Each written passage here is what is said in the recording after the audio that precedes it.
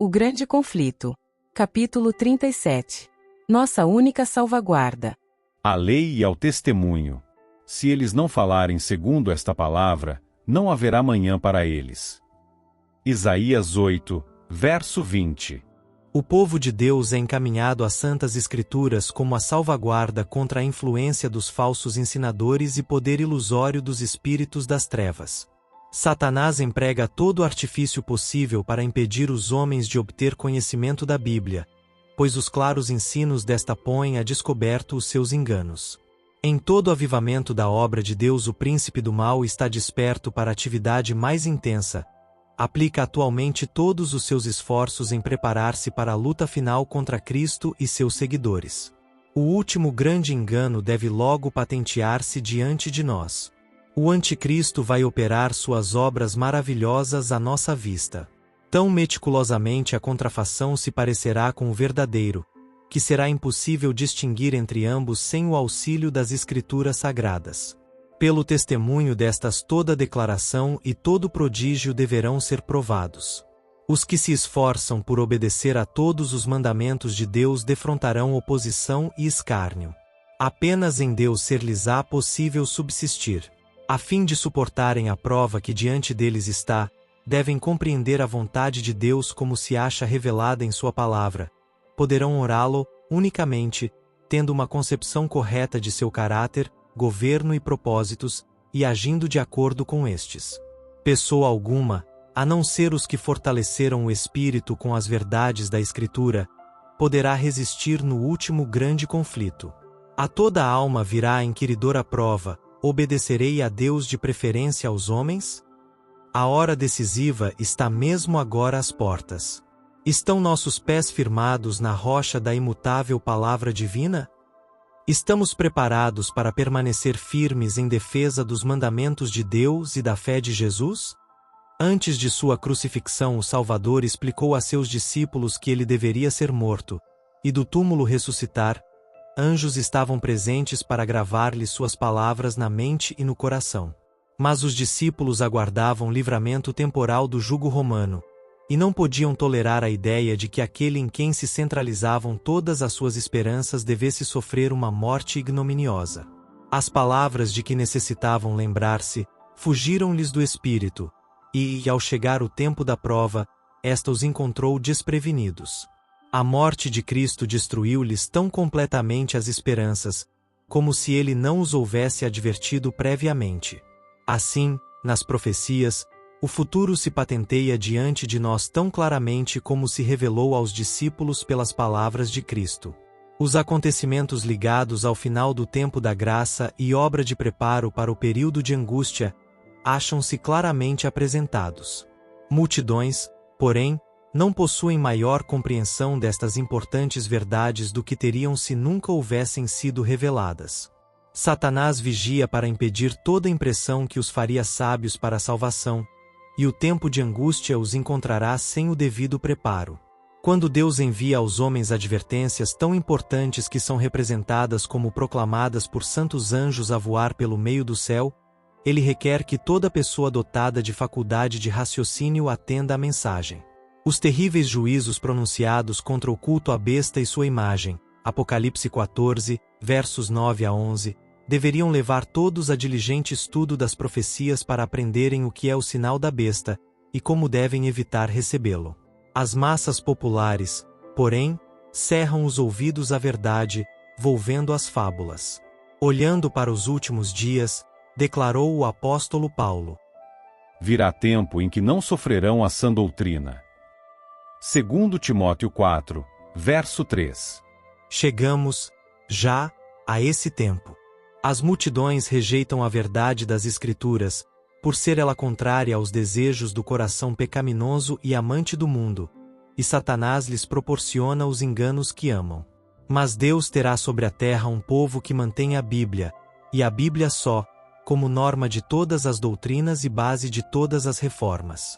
As opiniões de homens ilustrados, as deduções da ciência, os credos ou decisões dos concílios eclesiásticos, tão numerosos e discordantes como são as igrejas que representam a voz da maioria, nenhuma destas coisas, nem todas em conjunto, deveriam considerar-se como prova em favor ou contra qualquer ponto de fé religiosa. Antes de aceitar qualquer doutrina ou preceito, devemos pedir em seu apoio um claro, assim diz o Senhor. Satanás se esforça constantemente por atrair a atenção para o homem, em lugar de Deus. Induz o povo a olhar para os bispos, pastores, professores de teologia, como seus guias, em vez de examinarem as Escrituras a fim de, por si mesmos, aprenderem seu dever. Então, dominando o espírito desses dirigentes, pode influenciar as multidões de acordo com sua vontade. Quando Cristo veio para falar as palavras de vida, o povo comum o ouvia alegremente, e muitos, mesmo dos sacerdotes e príncipes, creram nele. Mas os principais do sacerdócio e os primeiros homens da nação estavam decididos a condenar e repudiar-lhe os ensinos. Fossem embora frustrados todos os seus esforços para encontrar acusações contra ele, e sem mesmo poder fugir à influência do poder e sabedoria divinos, que acompanhavam suas palavras, encerraram-se, todavia, no preconceito, rejeitaram a mais clara evidência de seu caráter messiânico, receosos de que fossem constrangidos a se tornarem seus discípulos. Estes oponentes de Jesus eram homens que o povo desde a infância fora ensinado a reverenciar, a cuja autoridade se havia acostumado implicitamente a curvar-se. Como é, perguntavam, que nossos príncipes e doutos escribas não creem em Jesus? Não o receberiam estes homens pios se ele fosse o Cristo? Foi a influência desses ensinadores que levou a nação judaica a rejeitar seu Redentor. O espírito que atuava naqueles sacerdotes e príncipes é ainda manifesto por muitos que fazem alta profissão de piedade. Recusam-se a examinar o testemunho das Escrituras concernente às verdades especiais para este tempo. Apontam para o seu número, riqueza e popularidade, e olham com desdém os defensores da verdade, sendo estes poucos, pobres e impopulares, tendo uma fé que os separa do mundo. Cristo previu que o fato de acatar da autoridade a que se entregavam os fariseus e escribas não cessaria com a dispersão dos judeus. Com o olhar profético viu a obra de exaltação da autoridade humana, com o fim de reger a consciência, a qual tem sido para a Igreja uma tão terrível maldição, em todos os tempos. E suas tremendas acusações aos escribas e fariseus, bem como as advertências ao povo para que não seguisse aqueles guias cegos, foram registradas como aviso às gerações futuras. A Igreja Romana reserva ao clero o direito de interpretar as Escrituras. Sob o fundamento de que unicamente os eclesiásticos são competentes para explicar a palavra de Deus, é esta vedada ao povo comum. Conquanto a reforma fizesse acessível a todos as Escrituras, o mesmíssimo espírito que Roma manteve impede também as multidões nas igrejas protestantes de examinarem a Bíblia por si mesmas. São instruídas a aceitar os seus ensinos conforme são interpretados pela Igreja, e há milhares que não ousam receber coisa alguma contrária ao seu credo, ou ao ensino adotado por sua Igreja, por mais claro que esteja revelada nas Escrituras. Apesar de achar-se a Bíblia cheia de advertências contra os falsos ensinadores, muitos aqui estão prontos a confiar ao clero a guarda de sua alma. Existem hoje milhares de pessoas que professam ser religiosas, e no entanto não podem dar outra razão para os pontos de sua fé, a não ser o haverem sido assim instruídas por seus dirigentes espirituais. Passam pelos ensinos do Salvador, quase sem os notar, e depositam implícita confiança nas palavras dos ministros. São, porém, infalíveis os ministros? Como poderemos confiar nossa alma à sua guia, a menos que saibamos pela palavra de Deus que são portadores de luz? A falta de coragem moral para sair da trilha batida do mundo leva muitos a seguirem as pegadas de homens ilustrados, e, pela relutância em examinarem por si mesmos, estão se tornando desesperançadamente presos nas cadeias do erro. Veem que a verdade para este tempo é claramente apresentada na Bíblia, e sentem o poder do Espírito Santo acompanhando sua proclamação, permitem, todavia, que a oposição do clero os desvie da luz. Embora a razão e a consciência estejam convencidas, estas almas iludidas não ousam pensar diferentemente do ministro, e seu discernimento individual, os interesses eternos, são sacrificados à incredulidade, ao orgulho e preconceito de outrem. Muitos são os meios por que Satanás opera pela influência humana a fim de enlaçar os seus cativos. Atrai a si multidões, ligando-as pelos laços da afeição aos que são inimigos da cruz de Cristo. Seja qual for esta ligação, paternal, filial, conjugal ou social, o efeito é o mesmo.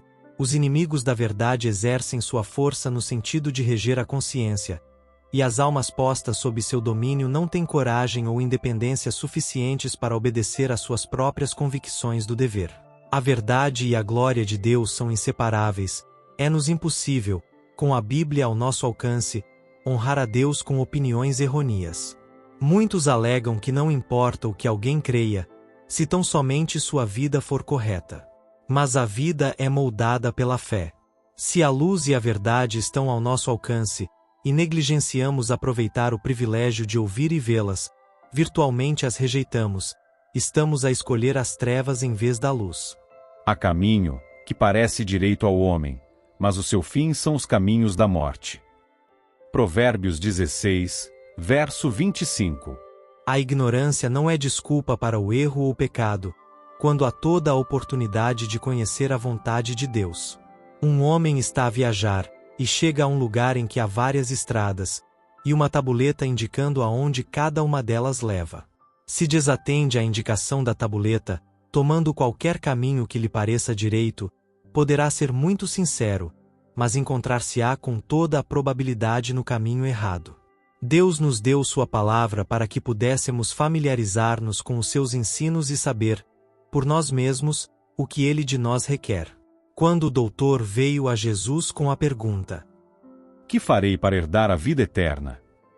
O Salvador lhe fez referência às Escrituras, dizendo: Que está escrito na lei? Como leis?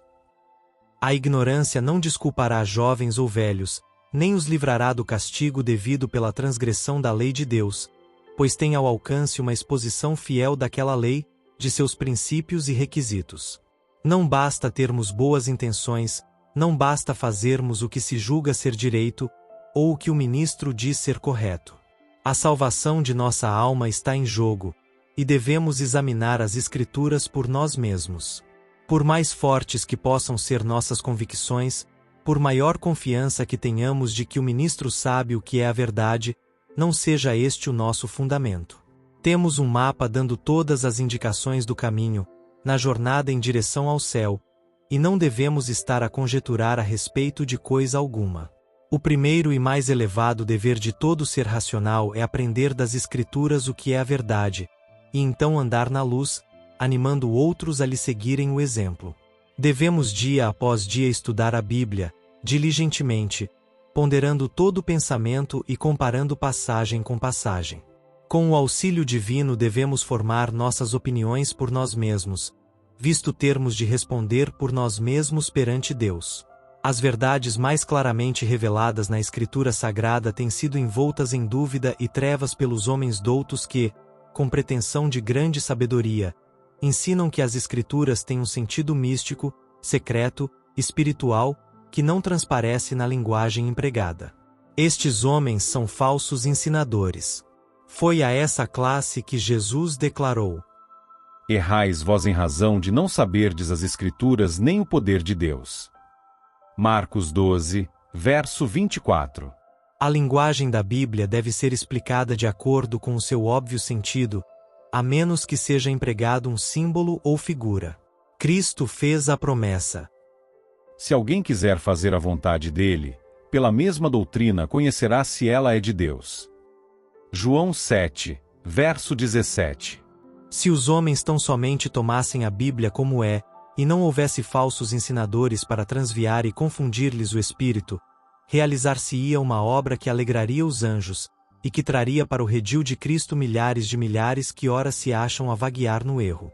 Cumpre-nos exercer todas as faculdades do espírito no estudo das Escrituras, e aplicar o intelecto em compreender as profundas coisas de Deus, tanto quanto possam fazer os mortais. Não devemos, contudo, nos esquecer de que a docilidade e submissão da criança é o verdadeiro espírito do aprendiz. As dificuldades encontradas nas Escrituras jamais podem ser dominadas pelos mesmos métodos que se empregam em se tratando de problemas filosóficos. Não nos devemos empenhar no estudo da Bíblia com aquela confiança em nós mesmos com que tantos penetram nos domínios da ciência, mas sim com devota dependência de Deus e sincero desejo de saber a sua vontade. Cheguemo-nos com espírito humilde e dócil para obter conhecimento do grande Eu Sou. De outro modo, anjos mal cegar-nos-ão o espírito, endurecendo-nos o coração para que não sejamos impressionados pela verdade. Muitas porções das Escrituras que homens doutos declaram ser mistério, ou que não consideram como tendo importância, estão repletas de conforto e instrução para aquele que aprender na escola de Cristo. Um dos motivos por que muitos teólogos não têm compreensão mais clara da palavra de Deus é o cerrarem os olhos às verdades que não desejam praticar. O compreender a verdade bíblica não depende tanto do vigor do intelecto posto à pesquisa como da singeleza de propósito, do fervoroso anelo pela justiça. Nunca se deve estudar a Bíblia sem oração.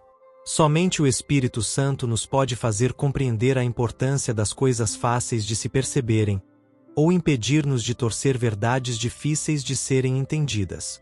É o mister dos anjos celestiais preparar o coração para de tal maneira compreender a palavra de Deus que fiquemos encantados com sua beleza, admoestados por suas advertências, ou animados e fortalecidos por suas promessas. Façamos nossa a petição do salmista. Desvenda os meus olhos para que veja as maravilhas da tua lei. Salmo 119, verso 18. As tentações muitas vezes parecem irresistíveis porque, pela negligência da oração e estudo da Bíblia, o que é tentado não pode facilmente lembrar-se das promessas de Deus e enfrentar Satanás com as armas das Escrituras. Anjos, porém, acham-se em redor dos que estão desejosos de serem ensinados nas coisas divinas, e no tempo de grande necessidade lhes trarão à lembrança as mesmas verdades de que necessitam. Assim, vindo o inimigo como uma corrente de águas, o Espírito do Senhor arvorará contra ele a sua bandeira. Isaías 59, verso 19. Jesus prometeu a seus discípulos: Aquele Consolador, o Espírito Santo, que o Pai enviará em meu nome, esse vos ensinará todas as coisas, e vos fará lembrar de tudo quanto vos tenho dito. João 14, verso 26. Mas os ensinos de Cristo devem previamente ser armazenados na memória, a fim de que o Espírito de Deus nos traga à lembrança no tempo de perigo. Escondi a tua palavra no meu coração, para eu não pecar contra ti, disse Davi. Salmo 119, verso 11. Todos os que dão valor a seus interesses eternos devem estar de sobreaviso contra as incursões do ceticismo. Os próprios fundamentos da verdade serão assaltados. É impossível conservarmos-nos fora do alcance dos sarcasmos e sofismas, dos ensinos insidiosos e pestíferos da incredulidade moderna. Satanás adapta suas tentações a todas as classes. Assalta o analfabeto com o motejo ou zombaria, enquanto enfrenta o que é educado com objeções científicas e raciocínio filosófico, igualmente calculados a suscitar desconfiança nas Escrituras ou desdém por elas. Mesmo jovens de pouca experiência têm a presunção de insinuar dúvidas relativas aos princípios fundamentais do cristianismo. E esta juvenil incredulidade, trivial como é, tem sua influência. Muitos são assim levados a zombar da fé de seus pais, e a fazer agravo ao Espírito da graça. Hebreus 10, verso 29. Muita vida que prometia ser uma honra a Deus e uma bênção ao mundo foi crestada pelo detestável bafejo da incredulidade. Todos os que confiam nas jactanciosas decisões da razão humana, imaginando poder explicar os mistérios divinos e chegar à verdade desajudados pela sabedoria divina, acham-se enredados na cilada de Satanás. Estamos vivendo no período mais solene da história deste mundo. O destino das imensas multidões da Terra está prestes a decidir-se. Nosso próprio bem-estar futuro, e também a salvação de outras almas, dependem do caminho que ora seguimos. Necessitamos ser guiados pelo Espírito da Verdade. Todo seguidor de Cristo deve fervorosamente indagar: Senhor, que queres que eu faça? Necessitamos humilhar-nos perante o Senhor, com jejum e oração, e meditar muito em sua palavra, especialmente nas cenas do juízo. Cumpre-nos buscar agora uma experiência profunda e viva nas coisas de Deus. Não temos um momento a perder. Acontecimentos de importância vital estão a ocorrer em redor de nós. Estamos no terreno encantado de Satanás. Não durmais, sentinelas de Deus, o adversário está perto, de emboscada, pronto para qualquer momento, caso vos torneis negligentes e sonolentos, saltar sobre vós e fazer-vos presa sua. Muitos estão enganados quanto à sua verdadeira condição perante Deus. Congratulam-se pelos maus atos que não cometem, e esquecem-se de enumerar as boas e nobres ações que Deus exige deles, mas negligenciaram cumprir. Não basta que sejam árvores no jardim de Deus. Devem corresponder à sua expectativa, produzindo frutos. Ele os responsabiliza pela sua falta em cumprir todo o bem que poderiam fazer, mediante sua graça que os fortalece. Nos livros do céu, acham-se eles registrados como estando a ocupar em vão o terreno.